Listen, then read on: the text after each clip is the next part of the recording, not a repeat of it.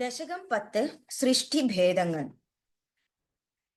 വൈകുണ്ഠവർദ്ധിത ബലോദ്ഭവത്പ്രസാദാത് അംബോജയോനിരസൃജത് കില ജീവദേഹാൻ സ്ഥാസ്നൂനി ഭൂരുഹമയാനി തഥാ തിരശ്ചാം ജാതിർമനുഷ്യ നിവഹാനഭിദേവഭേദാൻ മിഥ്യാഗ്രഹാസ്മി മതിരാഗ വികോപഭീതിഃ അജ്ഞാനവൃത്തിം നിധി പഞ്ചവിധാം സസൃഷ്ട്വാ ഉദ്ധാമ താമസ പദാർത്ഥ വിദാനുദൂനഃ തേനേ ത്വദീയ ചരണ സ്മരണം വിശുദ്ധ്യൈ താവത് സസർജ മനസാ സനഗം സനന്ദം ഭൂയഃ സനാതന മുനിം ച സനത്കുമാരം ते सृष्टिकर्मणि तु तेन नियुज्यमानाः त्वत्पादभक्तिरसिका जग्रहुर्नवाणीम् तावत् प्रकोपमुदितं प्रतिरुन्द ततोऽस्य भ्रूमद्योतो जनिमृडो भवदेकदेशः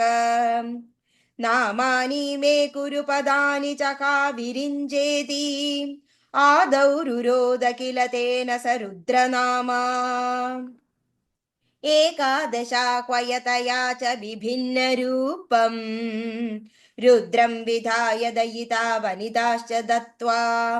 तावन्द्यदत्त च पदानि भवत्प्रणुन्नः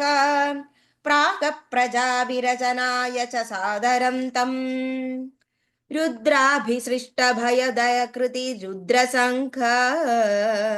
सम्भूर्यमाण भुवनत्रयभीतचेताः मामा प्रजासृज तपश्चर मङ्गलायेति आचष्टतं कमलभूर्भवदीरितात्मा तस्यादसर्गरसिकस्य मरीचिरत्रिः तत्राङ्गिरा क्रतुमुनिः पुलः पुलस्त्यः अङ्गादजायद भृगुश्च वसिष्ठदक्षौ श्रीनारदश्च भगवान् भवदङ्घ्रिदासः धर्मादिकानभिसृजन्नदकर्दमं च वाणीं विधाय विधिरङ्गज सङ्कुलोऽभूत् त्वद्बोधितैः सनगदक्षमुखैस्तनूजैः उद्बोधितश्च विरराम तमो विमुञ्जन् वेदान् पुराण निबहानपि सर्वविद्या कुर्वन्निजाननगणा चतुराननोऽसौ पुत्रेषु तेषु विनिधाय ससर्गवृद्धिम् अप्राप्नुवंस्तव पदाम्बुजमाश्रितोऽभूत्